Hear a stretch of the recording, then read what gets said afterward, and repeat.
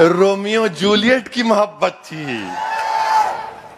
नहीं थी? बोलो नहीं थी, okay I will take it back. मगर आप बताओ ना, अच्छा ये बोलो, क्या इनके एक एमपी ने गोडसे की तारीफ नहीं की? नहीं की, तारीफ की एमपी ने। बड़ी मोहब्बत थी गोडसे को सावरकर के साथ, कोई डिनाई नहीं कर सकता। अब आप देखो, एक किताब में पढ़ा था, उसको आप भी पढ़ो। गोडसे अपना, जब उस पर सजा हुई तो कोर्ट में अपना बयान दिया सजा से पहले कि मैं क्यों गांधी को मारा। 30 जनवरी को गांधी के कत्ल का दिन है, हमको याद रखना है। गांधी को हम बाबा कौम कहते हैं, फादर ऑफ द नेशन। अब गोडसे ने अपनी तकरीर में क्या कहा था, अब आप सुनो। वो ये बोलता है कि गांधी की तालीमात से जो भारत को आजादी मिली, हम उसको खो देंगे। ये गोडसे की सोच है। और उसने ये भी कहा कि गांधी जो है, जो भूख हड़ताल करते थे, उससे वो भूख हड़ताल इसलिए करते थे गांधी के उस वक्त हिंदू और मुसलमानों में इत्तेहाद को मजबूत किया जाए।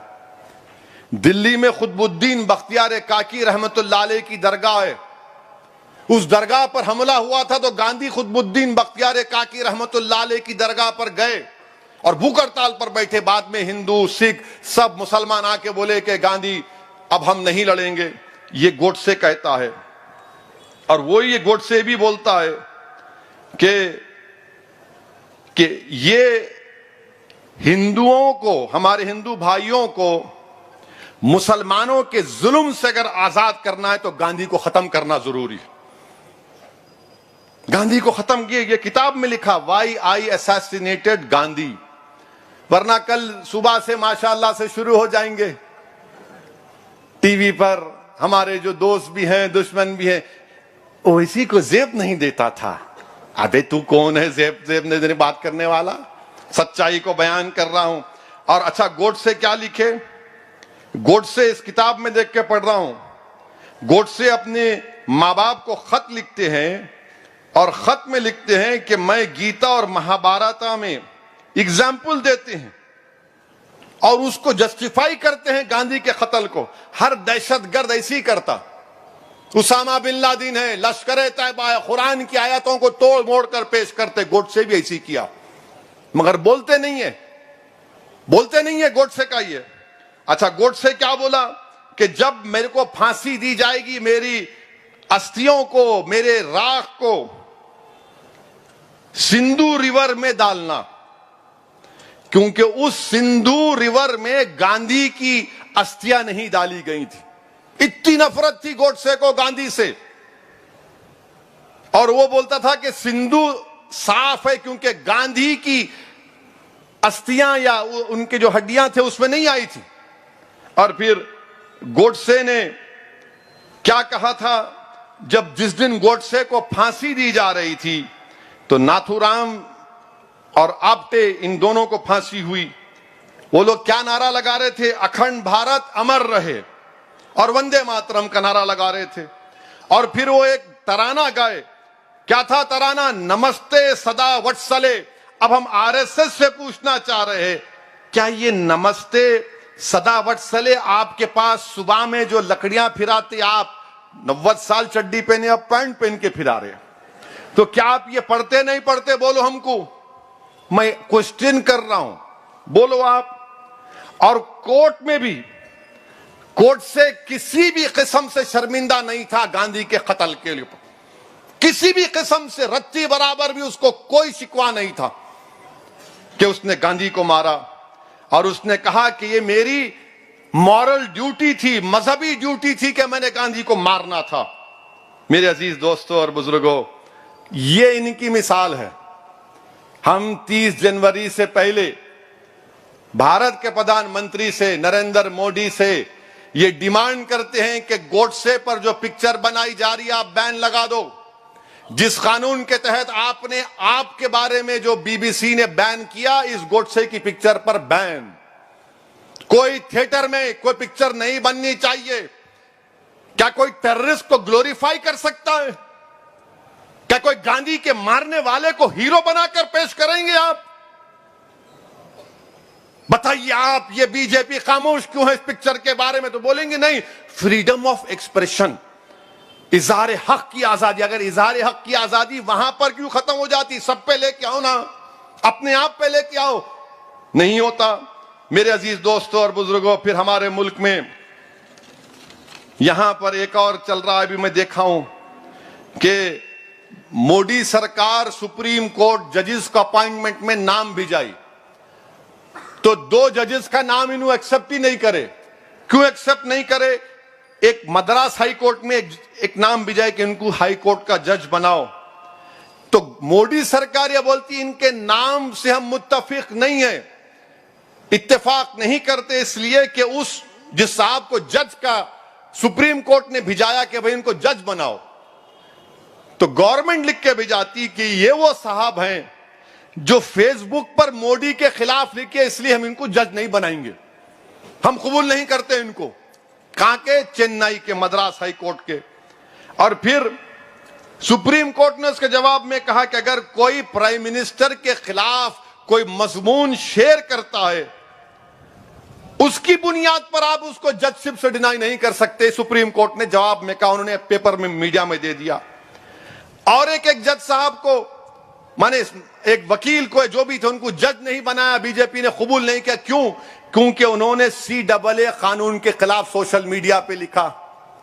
अच्छा, हैरत की बात यह है, हैरत तो नहीं बल्कि हम देख रहे हैं कि बीजेपी महिला मोर्चा के एक लीडर है और उन्होंने अपने ट्विटर या जो भी है, उन्होंने अपने चौकीदार लिखी अपने नाम के साथ, और वो बीजेपी महिला मोर्चा की हैं।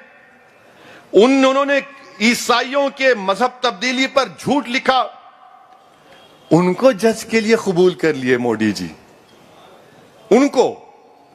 अब आप बताइए फिर क्या हो रहा है? जुडिशरी हमारे मुल्क में संविधान और आईन के लिहाज से आजाद रहना चाहिए। अब जब आप इस तरह के लोगों को जज नहीं बनने दे रहे और ऐसे लोगों को आप जज को बनाना चाहते हैं, तो फिर आप खुद फैसला कर ले, अवाम फैसला कर ले।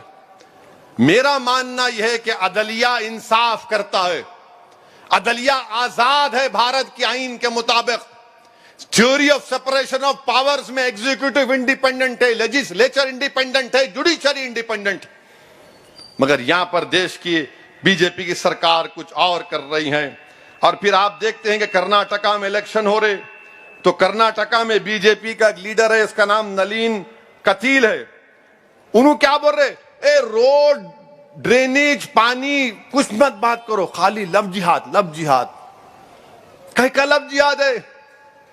इंदौर में अभी आ रहा था, मुझे किसी ने बताया, मध्य प्रदेश इंदौर में 24 साल की एक हिंदू बच्ची ने अपनी बर्थडे पार्टी में चंद मुसलमानों को बुलाया, बजरंग दल घुस गई वहां पे। नहीं नहीं नहीं, मजहब तब्दील हो रहा है यहां पर। अबे बर्थडे पार्टी में बुलाए, बच्ची बालिग है, बच्चे बालिग है, बैठ के बर्थडे पार्टी कर रहे हैं। नहीं नहीं नहीं, मजहब तब्दील हो रहा। पुलिस उठा के लेकर गई उनको। बच्ची को बोले, बच्ची बोली मैं कंप्लेन नहीं करती, हमारी बर्थडे पार्टी है, बर्थडे पार्टी है। यानी क्या हमारे मुल्क में हो रहा है? घरों को तोड़ दिया जा रहा है, बुलडोजर लगा के तोड़ दिया जाता है। और फिर ये बीजेपी का कर्नाटका का उनका सदर ये कह रहा है। अच्छा, फिर अमित शाह कर्नाटका गए और जाकर बोले कि मोदी ने राम मंदिर बनाया और बाज लोग टीपू सुल्तान की तायीद करते। अमित शाह साहब सुनो, टीपू सुल्तान की तायीद क्यों करते हम? क्योंकि जब भारत की नई आईन की किताब लिखी गई, बाबा साहेब अंबेडकर ने आईन बनाया, नेहरू थे, सरदार पटेल थे। कौन कौन थे? नेहरू थे, सरदार पटेल थे, श्यामा प्रसाद मुखर्जी थे, मौलाना अबुल कलाम आजाद थे, राजेंद्र प्रसाद थे। इन तमाम बड़े बड़े लीडर्स की मौजूदगी में रफी अहमद किदवाई थे। इन तमाम की मौजूदगी में जब पहला कॉन्स्टिट्यूशन की किताब बनी, उसमें उन तमाम लोगों की फोटोज है। राम सीता की है, गुरु नानक की है, बुद्धा की है, महावीर की है, झांसी की रानी की है, बादशाह अकबर की है और टीपू सुल्तान की भी है उसमें, जिन्होंने मुल्क के आईन पर पहली किताब पर साइन किया उसमें टीपू की फोटो है। और टीपू की हम तारीफ क्यों करते? टीपू गद्दार नहीं था, टीपू वफादार था, टीपू बुज़दिल नहीं था, टीपू बहादुर था। टीपू अंग्रेजों से गुलामी को कबूल नहीं किया। टीपू ने अंग्रेजों के खिलाफ झंडा उठाया कि इस मुल्क को अंग्रेजों की गुलामी से आजाद कराऊंगा। और टीपू शहीद हो गया, अपने हाथ में तलवार थी टीपू की। और ये अंग्रेजों के जो गुलाम थे आज टीपू को गाली देते हैं। टीपू ने माफीनामा लिखकर नहीं दिया था अंग्रेजों को, मैं मुझे माफ कर दो। टीपू ने 7 खत तो छोड़ो, 1 खत टीपू ने नहीं लिखा अंग्रेजों को। आज आप कहते हैं कि टीपू सुल्तान गद्दार है। अरे फिर कौन वफादार है बताओ? और फिर ये सेकुलर पार्टियों को आप पूछो भाई आपको क्या बोलना है इसके ऊपर, कुछ नहीं बोलेंगे। नहीं, मुसलमानों का वोट तो होना, मगर बोलते क्यों नहीं? अरे नहीं समझो ओवैसी साहब, मोदी को फायदा होता। अरे मोदी को फायदा तुम्हारी नाअहली से हो रहा है, मोदी को फायदा तुम्हारे सही काम करने के तरीके से नहीं करने से हो रहा है। आज चीन हमारी जमीन पर 1000 स्क्वायर किलोमीटर पर छुपकर बैठा है, खुलकर बैठा है, मगर मोदी जी का 56 इंच के सीने में उनकी जबान पर चीन नहीं आता। मैं चैलेंज से कह रहा हूं कि डेमचाक और डेपसांग में चीन बैठा हुआ है, चीन बैठा हुआ है और ऐसी जगह पर बैठा हुआ है कि हमारे मुल्क को खतरा पैदा हो सकता है। लद्दाख से हमारे जो जानवर इस सर्दी के मौसम में ऊपर ले जाकर जानवर को घास खिलाते थे, वो पुकार पुकार कर कह रहे हैं कि चीन 8 गांवों पर कब्जा कर चुका है, 10 किलोमीटर अंदर घुसा हुआ है। मगर मोदी जी की सरकार यूट्यूब को बैन और चीन को हाय हेलो कर रहे हैं। ट्रेड इंबैलेंस है चीन के साथ, इतना बड़ा इंपोर्ट चीन से हो रहा है। फिर कौन सी मोहब्बत है ये कौन सा राष्ट्रवाद है? अब आप ये सेकुलर पार्टी को बोलो या बीजेपी को, नहीं तुम्हारे पास कहां से आई इंफॉर्मेशन? ये तुम्हारे को कौन बोले? कैसे तुम्हारे को मालूम हुआ? अरे कैसे मालूम हुआ? बोलते अल्लाह दिमाग दिया, पढ़े तो सब मालूम होता। तुम लोग ट्यूबलाइट है, थम्स अप है, तुमको कुछ नहीं मालूम।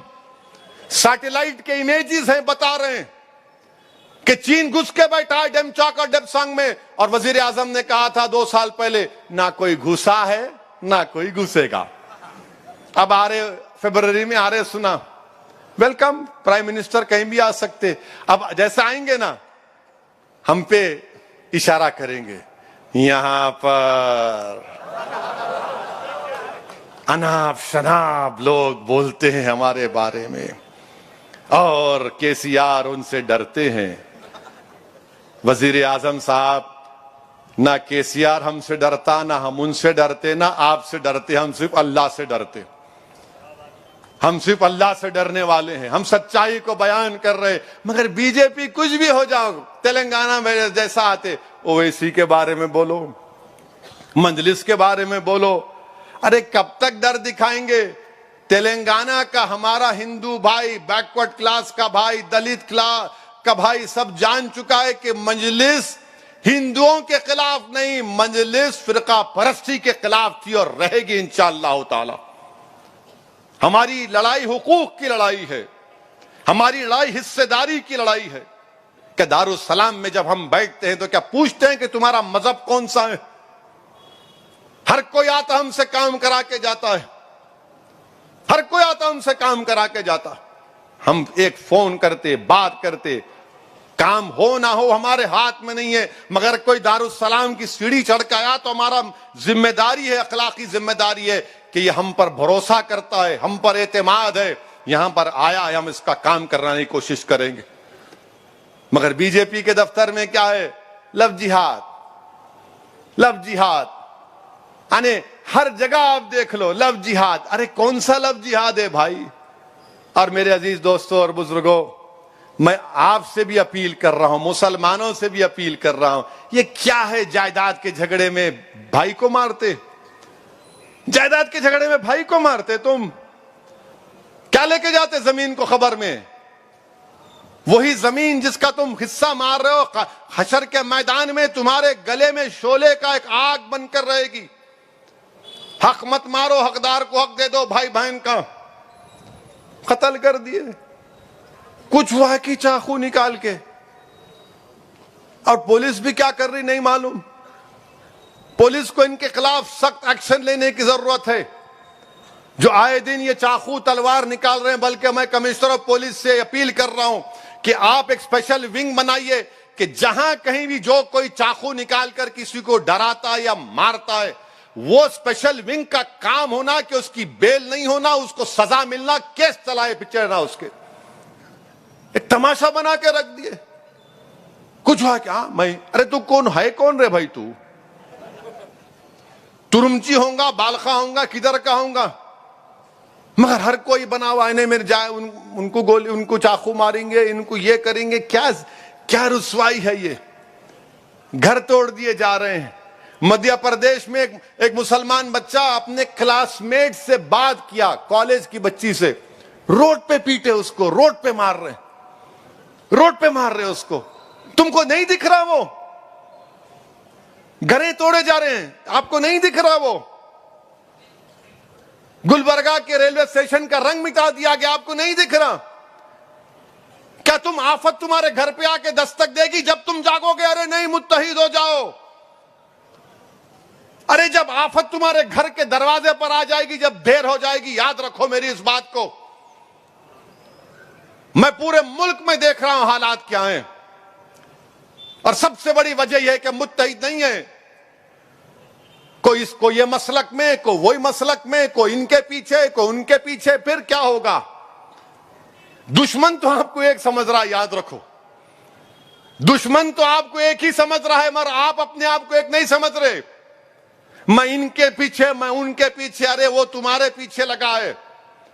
ये जो हिंदुत्व की आइडियोलॉजी के लोग हैं, वो आपकी तहजीब को, आपके तमद्दुन को, आपके वजूद को, इस मुल्क के संविधान को कमजोर करना चाहते हैं। इसीलिए मेरे अजीज दोस्तों और बुजुर्गों, मेरी आप तमाम सदवन गुजारिश है कि मजलिस को मजबूत करिए, और पहले से ज्यादा जब इलेक्शन होगा पोलिंग करिए। पोलिंग करिए। क्यों नहीं करते पोलिंग? अरे यहां पे वोट डालने का इख्तियार आपको है। 6 बजे अब है ना मियां, 8 बजे 10 बजे कब निकलेंगे मेरे भाई? अब पार्लियामेंट का इलेक्शन रमजान में आया तो, अरे रमजान में आ गया मियां, मैं सहरी करके फजर को गोल करके सो जाता हूं, कैसा वोट डालूंगा? मेरे अजीज दोस्तों और बुजुर्गों, इन हालात का सामना हमको मुत्तहिदा तौर पर करना है। यकीनन तेलंगाना में बीजेपी के बढ़ते कदमों को हम रोकेंगे। अरे बीजेपी के लोगों को हम बोलना चाह रहे हैं, ये बात करे कि मंजलिस मंजलिस मत पुकारो। तुम्हारी औलाद को तुम तरबियत दो जरा, तुम्हारे बच्चों को सिखाओ किसी को थप्पड़ नहीं मारना। उन्होंने थप्पड़ मार रहे, इन्होंने आके हमारे को मंजलिस ऐसा करी, पाता बस्ती पाता बस्ती। अरे पाता बस्ती में आके देख क्या नहीं हो रहा यहां पर, क्या नहीं हो रहा यहां पर। नहीं वो ऐसा, वो ऐसा, ये ऐसा कुछ नहीं है। अच्छा ये सिकंदराबाद रेलवे स्टेशन को तो बना दिए, वजीर आजम साहब नामपल्ली का क्या होगा? काचीगुड़ा रेलवे स्टेशन का क्या होगा? इसका भी तो करना चाहिए ना आपको, कुछ तो करिए। बेरोजगारी आसमानों को छू रही है, महंगाई आसमानों को छू रही है, मगर देश में क्या कर दी बीजेपी? छू लगा के छोड़ दी। लड़ो हिंदू मुस्लिम, लड़ो, इसके नाम पे कभी, उसके नाम पे कभी, गाय के नाम पे कभी, लव जिहाद के नाम पे। मैं आज आपसे खुलकर हर चीज को बयान किया हूं। अगर आप ये समझ रहे हैं कि सेकुलर पार्टीज भारत के अक़लियतों को, दलितों को, आपकी सियासी लीडरशिप को भरने देंगे, नहीं देंगे। डरा के इन्हें भी रखते, डरा के उन्हें भी रखना चाह रहे। एक मर्तबा इस डर की जंजीरों को तोड़ना पड़ेगा हमको। एक मर्तबा हमको डर की जंजीरों को तोड़कर अपने मुकद्दर के फैसले हमको खुद करना पड़ेगा। मुझे बहुत सामना करना पड़ता इन लोगों के जुमलों का, इनके तानों का, इनकी गालियों का, मगर मैं तैयार हूं इन तमाम चीजों को सुनने के लिए। मगर मैं हरगिज इस बात को तैयार नहीं हूं कि मैं तुमसे कमतर हूं। मैं तुम्हारे बराबर था और रहूंगा इंशाअल्लाह ताला। तुम मुझे हिकारत की नजर से नहीं देख सकते। मैं तुम्हारे दिए फेंके हुए टुकड़ों पर जिंदगी नहीं गुजारूंगा। मैं अब मेरा हक चाहता हूं। जिस तरह तुम इज्जत की जिंदगी गुजारते हो, मुझे भी इज्जत की जिंदगी गुजारने का मौका मिलना चाहिए। डरा कर जिंदगी नहीं गुजार सकते हम नौजवानों। आपको आगे बढ़ना है। ये मुस्तकबिल की लड़ाई जो मजलिस आज लड़ रही है, आपके मुस्तकबिल को अच्छा रखने की लड़ाई है। मैं फिर से आप तमाम का शुक्रिया अदा करता हूं कि आप इस जलसे में शिरकत किए, इसको कामयाब किए। वाखिर दावाना अल्हम्दुलिल्लाहि रब्बिल आलमीन।